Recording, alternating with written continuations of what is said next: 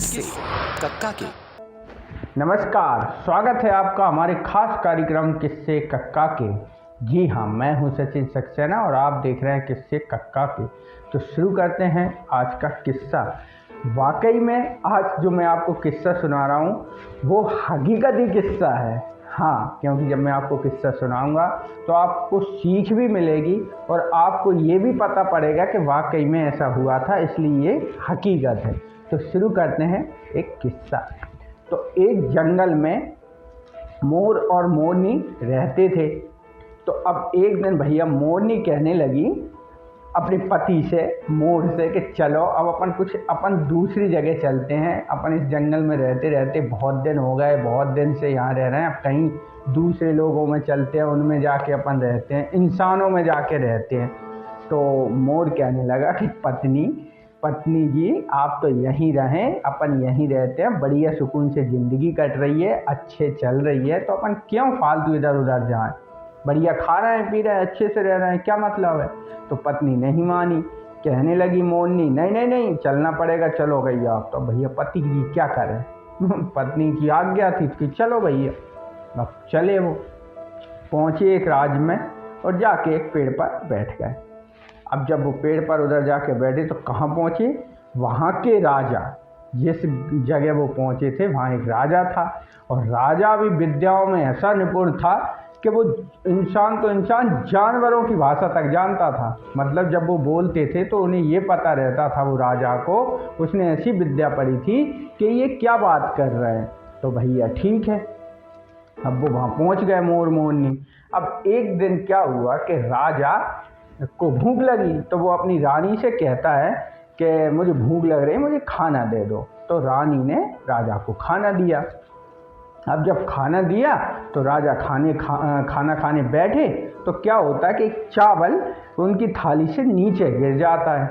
अब वो जैसे ही वो चावल नीचे गिरता है तो वहीं कोने में एक चींटी और एक चींटा दोनों बैठे हुए थे।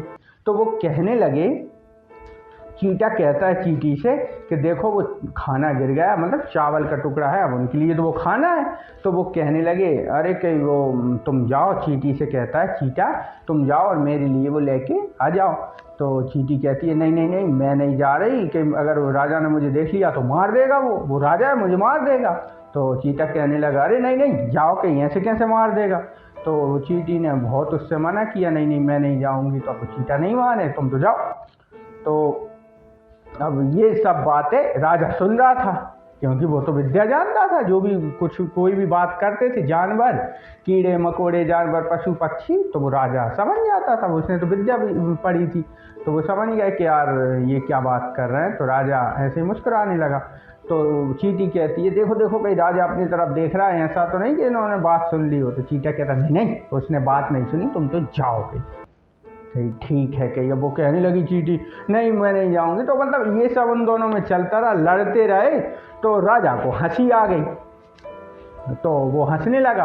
तो वो चींटा कहता है, अगर कि ये राजा हंस रहा है, मतलब इसको पता है अगर इसने ये बात किसी से कही ना तो ये पत्थर का हो जाएगा। मतलब चींटा ने ऐसा चींटी से कहा, तो वो भी राजा ने सुन लिया और वो तो हंसने लगा। इतने में जैसे ही वो हंसा तो उसकी पत्नी, मतलब रानी, अंदर आई, पानी लेके आई। तो वो कहने लगा, राजा हंसते हुए देखा रानी ने, तो रानी ने पूछा, आप क्यों हंस रहे हो, क्या खाना अच्छा नहीं बना। वो कहने लगे, नहीं ऐसी, अरे नहीं बताओ। वो तो जिद करने लगी। तो अब वो राजा कहने लगा, अरे ऐसी कोई बात नहीं है, मैं तो ऐसे ही हंस रहा हूँ। तो वो रानी, तो भैया वो भी पत्नी, वो भी अपनी मतलब ठान ली कि नहीं मैं तो पूछ के ही रहूँगी। तो वो बहुत जिद करी। तो राजा कहने लगा, देखो अगर मैं ये चीज़, मैं क्यों हंस रहा हूँ, अगर मैंने आपको बता दिया, पत्नी से बोला, तो अगर जैसे मैं आपसे कहूँगा तो मैं पत्थर का हो जाऊँगा। तो वो रानी कहने लगी, नहीं हो जाओ, तुम तो पत्थर के हो जाओ या जो हो उसके हो जाओ, लेकिन मुझे तो बताओ। मतलब वो ऐसे रानी जिद करने लगी। उसने सोचा ऐसा थोड़ी होता है, पत्थर की क्यों होंगी, उसने ऐसा सोचा। तो राजा ने कहा, चल अब तू इतनी जिद कर रही है, भले ही मैं मर जाऊँगी, हाँ मर जाओ। उसने मतलब ऐसा भी बोल दिया। तो राजा को बुरा भी लगा। उसने कहा, लेके सुन, मैं सुनाता हूँ। तो रानी को राजा शुरू करता है वही कहानी सुनाना कि तुम खाना लेके आई, चावल गिर गए। जैसे इतना कहता है उसके पैर पत्थर के हो जाते हैं। वो और आगे उसको बताता है कि फिर चींटा और चींटी ये बात कर रहे थे, वो धीरे धीरे पूरा पत्थर का होने लगा। अब जब वो गले तक हो गया पत्थर का तो रानी से कहता है कि देख मैं पूरा पत्थर का हो गया, अब जो लास्ट थोड़ी सी और बची है वो मत सुन। तो रानी कहने लगी नहीं तुम तो कहीं मुझे सुनाओ, मतलब वो फिर भी ऐसे ही करने लगी। तो राजा ने कहा तो कि चीटा चीटी से कहने लगा अगर ये बात मैंने किसी को बताई तो राजा पत्थर को हो जाएगा। इतना जैसे ही राजा ने बोला राजा पूरा पत्थर का हो गया। जैसे ही वो पत्थर का हुआ तो पूरा तो रानी की आंख में से आंसू की धार लग गई। वो तो मतलब ऐसे मजाक में लेती रही बातों को, और ये सब हो गया तो वो बहुत रोई। अब ये सब चीज़ें जो पेड़ पर मोर और मोरनी बैठे थे वो ये सब चीज़ें देख रहे थे। तो अब वो कहने लगी, रानी रोने लगी। अब वो तो बहुत तेज तेज रोने लगी, हाय मैंने ये क्या कर दिया और कैसे ये सब हो गया। तो इतने में क्या होता है कि अब वो जो मोरनी कहती है मोर से कि देखो पतिदेव मतलब कितने बुरे तरीके से रो रही, चलो अपन उसके पास चले। तो मोर कहता भैया रहने दे, क्यों फटे में पैर उलझा रही है, क्यों जा रही है उधर। मोरनी से बोला तो भैया वो नहीं मानी, उसने मतलब बहुत उसको रोती हुई नहीं देख पा रही थी। तो मोरनी मोर को लेकर रानी के पास पहुंची। अब मोर ने तो सब चीज़ें देख ही ली थी, मोर मोरनी ने पेड़ पर बैठी हुई सब चीज़ पता था उन्हें। तो उन्होंने पूछा कि क्या हो गया, ऐसे क्यों रो रही हो, मतलब ये सब कि तुम मत रो, अब वो तो पत्थर के हो गए, ये पूरा राजपाट अब तुम्हें संभालना है, ऐसे मोरनी उनको समझा रही रानी को। तो रानी तो और बेचारी रो रही, अब बहुत बुरे तरीके से रो रही। तो भैया वो कहने लगी, मोरनी ने समझाया कि राजपाट देखो प्रजा तुम्हारे भरोसे है, अब ये राजा साहब तो पत्थर के हो ही गए, ये सब बातें उनकी चलने लगी। तो फिर मोरनी ने पूछा वैसे ये सब क्यों हो गया, तुमने क्यों जिद करी, क्या हुआ था, मतलब मोरनी ने ऐसे ही पूछा। तो रानी ने वो पूरी बात मोरनी को सुना दी कि ऐसा ऐसा हुआ था। उसे पता नहीं था कि मोर और मोरनी ने तो सब चीज़ें देखी हैं। अब भैया जैसे ही रानी ने उनको बात सुनाई मोरनी को, तो रानी खुद पत्थर की हो गई। अब मर गए ये तो, और एक अलग नाटक मोरनी कहने लगी अब ये भी पत्थर के हो गए। अब मोर और मोरनी दोनों ये चीज़ बहुत अच्छे से समझ गए थे कि अगर ये चीज़ हमने भी किसी को बताई तो हम भी पत्थर के हो जाएंगे। अब तो मोर और मोरनी के साथ तो बहुत ही चक्कर पड़ गया। अब वो कहने लगे कि वाकई में यार अब तो ये तो बड़ा नाटक कर लिया अपन ने, अगर ये चीज़ अपन ने किसी और से अगर गलती से मुंह से निकल गई तो अपन भी पत्थर के हो जाएंगे। क्योंकि राजा ने रानी को सुनाई राजा हो गया, और रानी ने अपन ने सुनाई तो रानी हो गई। तो मतलब इसमें तो बहुत लोचा हो गया। ऐसा ये चीज़ें सब हुई मोर और मोरनी के साथ। अब इतने में क्या होता है कि मोर सोचता है और कहने लगता है मोरनी से कि देखो मतलब मैं जानता हूँ लेडीज़ों की आदत क्या होता है, ये कहीं ना कहीं बात कर ही देती हैं, इनसे छिपती नहीं है कोई सी बाजी ज़रूर। अब तुम क्या करोगी, अपनी और सहेली मतलब मोरनी की और जो सहेली हैं तुम उनको बता दोगी तो अपन भी पत्थर के हो जाएंगे। तो वो कहने लगी मोर नहीं मैं किसी, अरे मैं जानता हूँ तुम कह ही दोगी मतलब किसी न किसी से। तो वो तो लेडीज़ों की आदत होती है, मन में कोई बात रख ही नहीं सकती, तो वो तो बोलेंगी। ये सब मोर ने सोचा। अब क्या होता है कि उसने, अब मोर ने सोचा अब इसका कोई हल कोई उपाय निकाला जाए। कि ठीक है भैया दोनों बात करते हैं कि क्या किया जाए। एक काम करो, ये कहानी चीटा और चींटी से शुरू हुई थी, तो अपन एक काम करते हैं चीटा और चींटी जितने भी मिले सबको खा जाओ, अपन सबको मार दो, कहानी खत्म ही हो जाएगी, मतलब पूरा किस्सा खत्म, क्योंकि ये मर जाएंगी पूरी चींटी और चीटा। तो अब कही ठीक है भैया।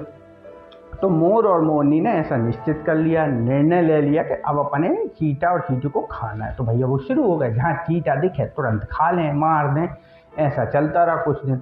अब भैया चीटा और चींटियों में हाहाकार मच गया, कहने लगे कि यार ये तो बड़ा नाटक हो रहा है यार, ये तो मतलब हम कहीं भी हमारे बच्चे चीटा सोचता है, चींटी कहती है हमारे बच्चे हम लोग बाहर निकलते हैं, ये तो खाई जाते हैं, तो कहीं अब क्या करें। तो वो जो अब वो बेचारे बिल में नीचे ज़मीन में बिल बना लिया, उसमें रहने लगे। अब क्या होता है कि अब कितने दिन तक रहेंगे यार, भूखे प्यासे वो रहे।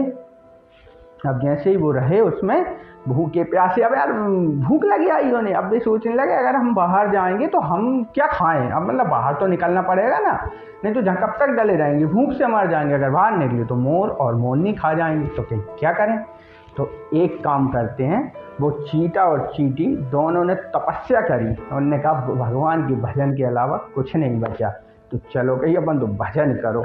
बढ़िया चीटा और चींटी ने अखंड भजन किया विष्णु भगवान का भयंकर। अब वो बेचारे भूखे तो थे ही, कुछ खाया ही नहीं था, तो भगवान और जल्दी प्रसन्न हो गए, क्योंकि भूखे प्यासे और लगे हैं राम राम राम भगवान का नाम लेने, तो भगवान हाजिर हो गए। भगवान आए, विष्णु जी आए, तो विष्णु जी ने पूछा बताओ क्या किया जाए, क्या हो गया, क्यों याद किया हमें, इसकी तपस्या क्यों की तुमने।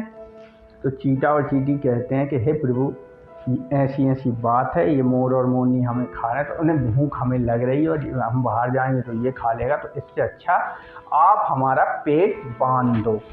चीटा और चींटी ने कहा कि आप हमारा पेट को बांध दो, जब पेट बन जाएगा तो हमें भूख ही नहीं लगेगी।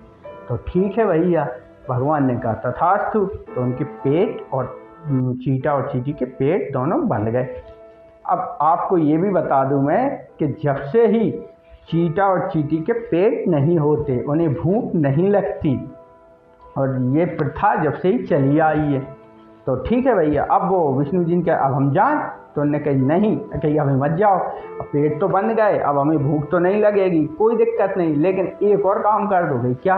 अगर हम बाहर जाएंगे तो हमें ये मोर और मोरनी काट लेंगे, खा लेंगे, तो भाई क्या करें, कि ये और कुछ ऐसा कर जाओ कि हमें ना खाएं। कि चलो ठीक है। अब भैया विष्णु भगवान मोर और मोरनी के पास पहुँचे।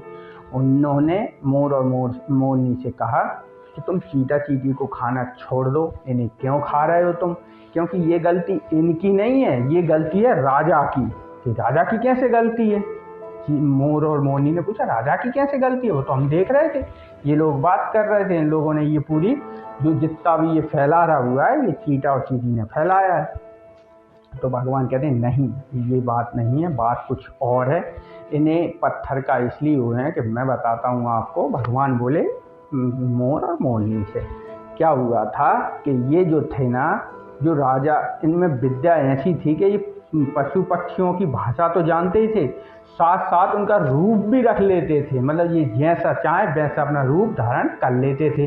वो गधे का चाहे तो गधे बन जाते थे, घोड़ा चाहे तो घोड़ा बन जाते थे, मोर मोरनी चाहे तो वो भी बन जाते थे। पशु पक्षी किसी का भी रूप राजा रख सकते थे, ऐसी इनके पास विद्या थी, ऐसी इन्होंने शक्ति से ऐसी विद्या पाली थी हैं। और अब इन्होंने पाप क्या किया था, पत्थर के क्यों हुए, विष्णु भगवान बता रहे हैं मोर और मोरनी को कि मैं आपको ये चीज़ बता दूं, ये जब रूप रखते थे तो किसी के भी साथ रहते थे, चाहे वो पशु पक्षी में कोई भी हो, और जब वो उनके साथ रहते थे तो वो लोग उन लोगों के साथ ये बच्चे पैदा करते थे। तो इन्हें इसका बहुत बड़ा पाप लगा हुआ था, और ये हंसते थे, खुशी होती थी उनके जब बच्चे हो जाए, खुशी होती थी। कोई भी हो, कोई भी जानवर हो, उसके साथ वो राजा रहते थे साथ में। तो अब उनके जब बच्चा हो जाते थे, बच्चे पैदा होते थे, तो राजा हंसता था। तो इसलिए ये पत्थर दिल के थे ये राजा, इसलिए इनको ये शराब लगी थी। तो ये आज पत्थर खुद ही पूरे पत्थर के हो गए। ऐसा विष्णु भगवान ने मोर और मोरनी को बताया। तो जब मोरनी और मोर को बताया तो मोरनी पूछती है कि ठीक है, उन्होंने पाप किया वो तो ठीक है, उन्होंने तो कर लिया पाप, अब आप मुझे ये बताओ कि फिर रानी को आपने क्यों पत्थर का होने दिया, उसकी क्या गलती है। तो विष्णु भगवान कहते हैं उससे भी बड़ी गलती उस रानी की है, क्योंकि जब ये सब राजा करते थे और रानी को ये सब चीज़ें पता थी, फिर भी जानबूझकर ये करते थे, है ना। और रानी को जब पता ये थी तो इन्होंने क्यों नहीं रोका। तो मतलब उससे बड़े पाप में भागीदारी उनकी रानी थी, उससे बड़ा पाप तो रानी ने किया था कि उन्हें रोका तक नहीं। जब मान लो किसी के पास इतनी विद्या है, शक्ति है, तो उसका दुरुपयोग क्यों कर रहे हो। तो जबकि पत्नी साथ देने चाहिए, ऐसी चीज़ों में रोकना चाहिए, अच्छे मार्ग पर चलाना चाहिए, वो सब ना करके ये भी हंसती थी उनके साथ, तो उसका पाप इसको भी लगा।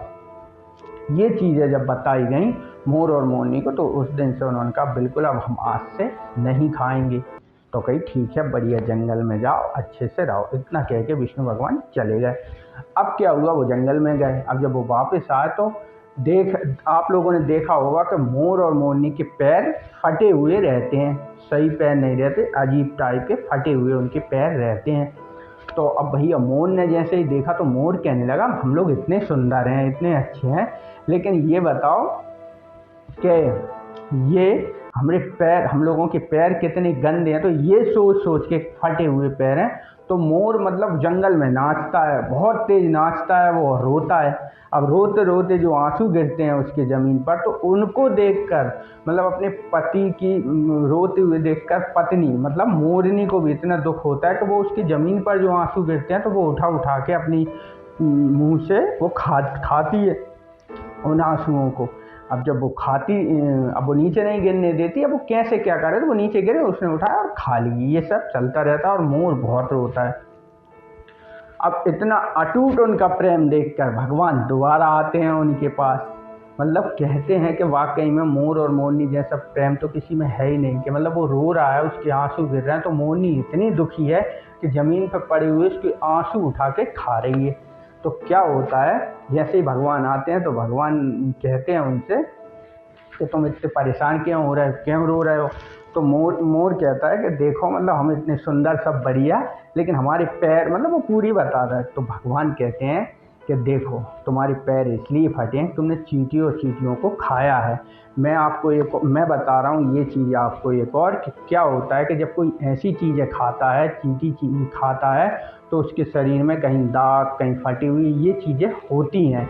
क्योंकि सांप भी चींटियों को खाता है तो वो कांचरी छोड़ता है। अपन जिसको कहते हैं ना, सांप ने कांचरी छोड़ दी, वो कांचरी नहीं, उसका फटा हुआ शरीर रहता है। जब वो बहुत सारी चींटियाँ खा लेता है तो पूरे शरीर पर वो कांचरी टाइप में पूरा शरीर फट जाता है, तो उसको वो निकाल देता है। उसमें ऐसा वो रहता है सांप को कांचरी छोड़ने का। तो इस किस्से में ये बहुत सारी चीज़ें हकीकत भी हैं। अब मैं आपको किस्सों के साथ साथ ये चीज़ें भी बताता जाऊँगा कि क्यों ऐसा होता है। बहुत सी चीज़ें आप लोगों को पता नहीं होगा, तो ये चीज़ें मैं आपको बता रहा हूँ कि कांचरी नहीं रहती, वो उसके शरीर के फटा हुआ जो वो चींटियाँ खाता है उससे वो होता है। उसी कारण बस मोर और मोरनी के पैर फटे हुए हैं, वो आज भी हैं। सांप कांचरी आज भी छोड़ता है, वो चींटियाँ खाता है।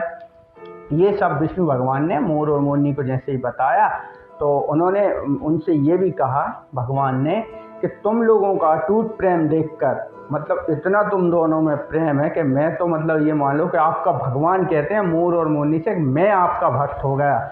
मैं आने वाले समय में मैं भगवान कृष्ण का जब भी रूप रखूँगा, मैं भगवान कृष्ण के रूप में ज़मीन पर आऊँगा, धरती पर आऊँगा ना, तो मैं तुम्हारे मोर पंख को अपने सिर पर धारण करूँगा। जब से कृष्ण भगवान सिर पर मोर पंख लगाते हैं। और हाँ, विष्णु भगवान ने उन्हें ऐसा आशीर्वाद दिया, मोर और मोरनी साथ में तो रहते हैं लेकिन पति पत्नी की तरह नहीं रहते।